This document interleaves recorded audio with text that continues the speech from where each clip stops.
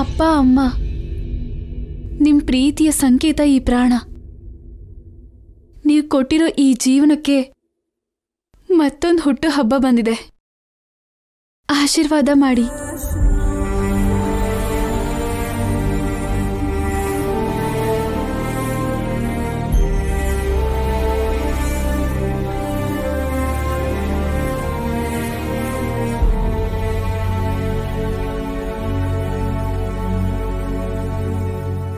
ಅಣ್ಣ, ಇದು ನಮ್ಮ ಹುಟ್ಟು ಹಬ್ಬ ಅಲ್ಲ. 12 ವರ್ಷದ ನಂತರ ನಾವು ಭೇಟಿ ಆಗ್ತಿರೋ ದಿನ.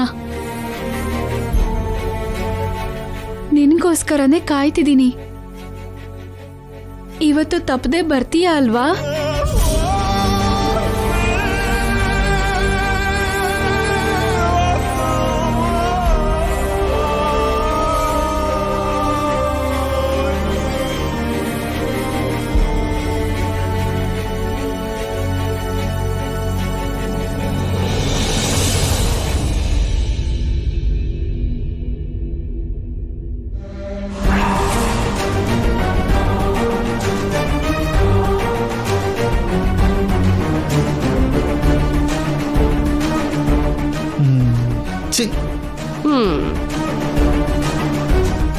ಎಲ್ಲ ನಮ್ ದುರಾಸೆ ಅಷ್ಟೇ.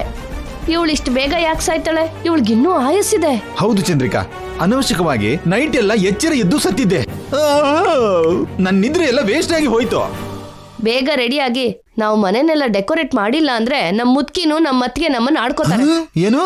ಆ ಕೆಲ್ಸನ ಕೂಡ ನಾವೇ ಮಾಡ್ಬೇಕಾ? ನಾವ್ ಯಾವ ಕೆಲ್ಸ ಮಾಡ್ತಿದೀವಿ ಅಂತ ಆ ಕೆಲ್ಸ ಮಾಡ್ಬೇಕಾ ಅನ್ನೋದಕ್ಕೆ ಕರೆಕ್ಟೇ. ಆ ಕೆಲ್ಸನೆಲ್ಲ ನಾಣಿ ಅಲ್ವಾ ಮಾಡ್ಬೇಕಾಗಿರೋದು? ಆ ಮಂಚ ಹಿಡ್ದಿರೋನ್ ಹೇಗ್ರಿ ಮಾಡ್ತಾನೆ ಇದನ್ನೆಲ್ಲ?